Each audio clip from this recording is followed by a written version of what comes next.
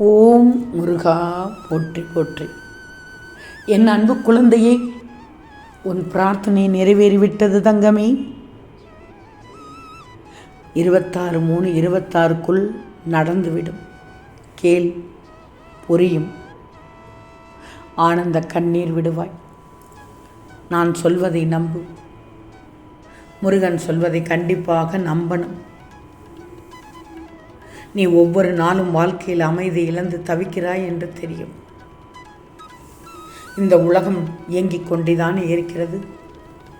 நடக்கும் நிகழ்வுகள் பலதும் உன் கருத்துக்களை ஒத்துப்போவதில்லை. அதை ஏற்றுக்கொள்கிறாயா அல்லது ஏற்றுக்கொள்ளவில்லையா?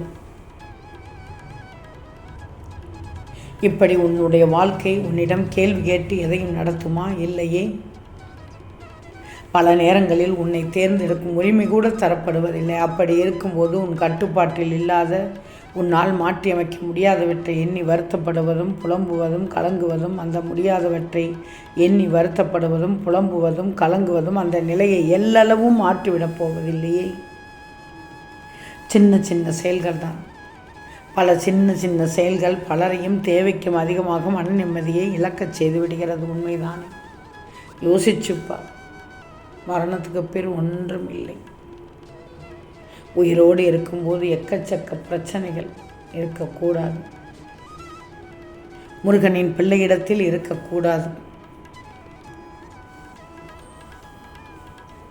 ஒரு சின்ன சின்ன செயல்கள் கூட பலரையும் தேவைக்கும் அதிகமாக மன அமைதியை இழக்கச் செய்து விடுகிறது. மழை விடாது பெய்தால் மன வருத்தம் வந்து விடுகிறது. அலுவலகத்திலும் சரி, அக்கம் பக்கத்திலும் சரி, ஒரு சிலருடைய குணங்கள் வெறுக்கத்தக்கதாக இருந்தால் மன அமைதி போய்விடுகிறது, பறிபோகிறது என்று தான் சொல்லணும்.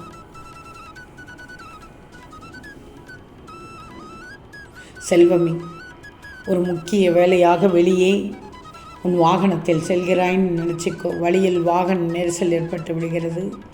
வாகனங்கள் ஆமை வேகத்தில் ஊர்ந்து செல்கிறது.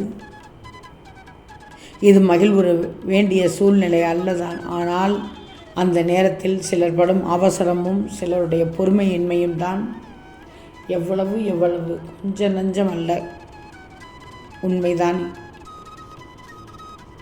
புலம்பி தீர்ப்பதும் குடியே மூழ்கிவிட்டது போய்விட்டது போல் மன நிம்மதி இழப்பதும் பலரிடம் பார்க்க முடியாத தன்மைகள். எதிர்பார்த்தபடி அடுத்தவர்கள் நடக்காவிட்டால் மனம் குமுறுகிறது தானே.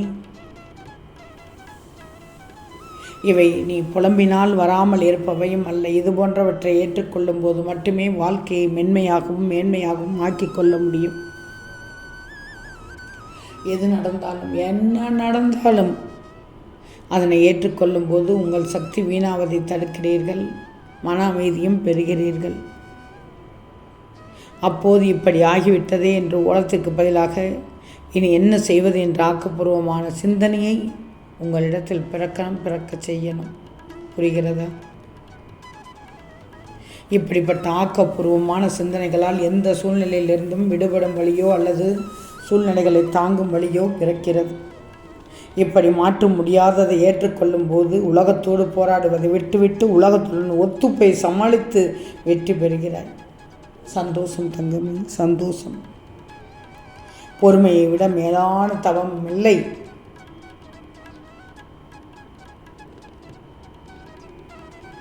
அல்லது அந்த சூழ்நிலையை தாங்கும் வழியோ பிறக்கிறது.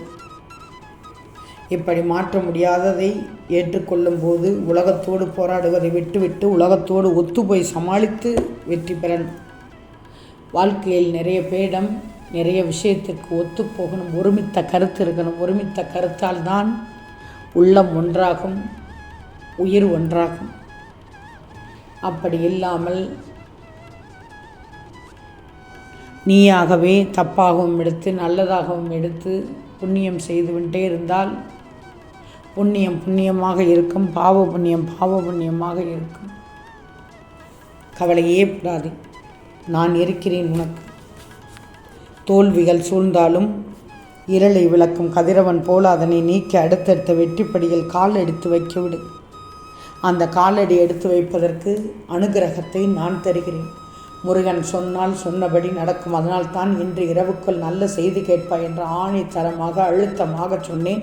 நிச்சயம் நடக்கும். நல்ல செய்தி கேட்டவுடன் நன்றி முருகா, நீங்கள் சொன்னபடியே செய்து தந்துவிட்டீர்கள் முருகா என்று பதிவிடு. நம்பிக்கை இருக்கதான் உனக்கானது உன்னிடத்தில் கிடைக்கும். திறமையை வளர்த்துக்கோ, புத்திசாலித்தனத்தை தீட்டு, உன் வாழ்க்கையில் உயர்ந்த நிலைக்கு வந்து விடுவாய். கவலையே படாது. இது மட்டும் போதும். கை சுத்தம் போதும், மெய் சுத்தம் போகணும். இந்த இரண்டும் ஒன்றாக இருக்கும்போது உன்னை யாராலும் எதையும் செய்ய முடியாது. புரிகிறதா தங்கமே? புரியவில்லை என்றால் திரும்ப ஒரு முறை கேட்டுக்கோ. உன் இலக்கினை அடையும் வரை இந்த விடியல் எல்லா வாழ்க்கையிலும் விடியட்டும். முகமலர்ச்சியோடு நம்பிக்கையோடு எழுந்து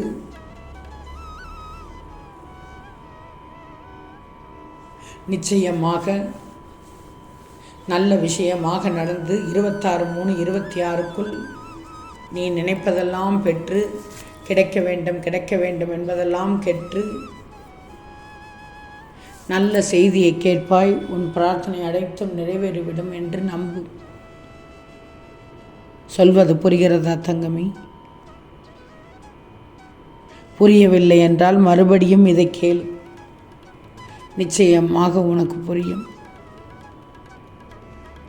தங்கமே, உனக்கென்று ஒரு மனம், உனக்கென்று ஒரு வீடு, தன்னடக்கமாக ஒரு விஷயத்தை தெள்ளத் தெளிவாக செய்து உனக்கு எது தேவையோ அதை மட்டும் கருத்தில் ஊன்றி செய்துவிடு.